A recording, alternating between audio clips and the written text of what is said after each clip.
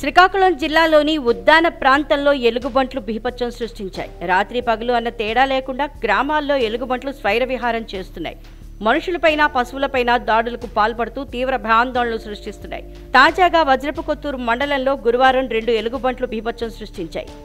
గూడూరు, డెప్పూరు గ్రామాల్లో ఎలుగుబంట్ల దాడుల్లో 4 గాయపడ్డారు. వారిని మెరుగైన చికిత్స కోసం శ్రీకాకుళం ప్రభుత్వ సర్వజన హాస్పిటల్కి తరలించారు. కుమారస్వామి అనే మత్స్యకారుడు సముద్రంలో వేటకు వెళ్లి ఇంటికి వస్తుండగా తోటలో తిష్టవేసి ఉన్న 2 ఎలుగుబంట్లు ఒక్కసారిగా అతడిపైకి పడి తీవ్రంగా గాయపరిచాయి. అదే సమయంలో కుక్కలొచ్చి అరవటంతో అవి అక్కడి నుంచి వెళ్లిపోయాయి. వెంటనే స్థానికులు ఆయనను హాస్పిటల్కు తరలించారు. ఆ దాడి జరిగిన కాసేపటికే ఆ 2 ఎలుగుబంట్లు పొరుగునే ఉన్న డేపూరు గ్రామంలోని తోటలో మళ్లీ విరుచుకుపడ్డాయి. రేగిపళ్లు కోస్తుండగా నారాయణమ్మ అనే మహిళపై 2 ఎలుగుబంట్లు దాడి చేశాయి.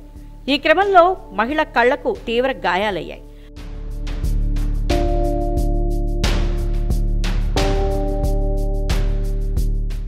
ప్రస్తుతం నారాయణమ్మ, కుమారస్వామి హాస్పిటల్లోనే ఉంటూ చికిత్స పొందుతున్నారు.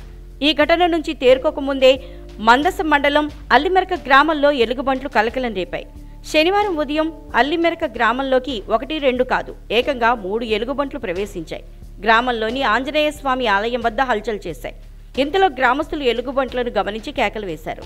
ఇంతలో కుక్కలు కూడా ఎలుగుబంట్ల వెంట పడటంతో పారిపోయాయి.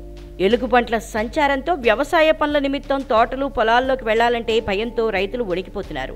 ఎలుగుబంట్లను బంధించి తమకు రక్షణ కల్పించాలని గ్రామస్తులు కోరుతున్నారు. అయితే వన్య సంరక్షణ చట్టం ప్రకారం ప్రత్యేక పరిస్థితులలో తప్ప వాటిని బంధించడం కుదరదని అటవీశాఖ అధికారులు చెబుతున్నారు. పొలాల్లోకి, తోటల్లోకి వెళ్లేటప్పుడు ఒంటరిగా కాకుండా గుంపుగా వెళ్లాలని గ్రామస్తులకు అధికారులు సూచించారు.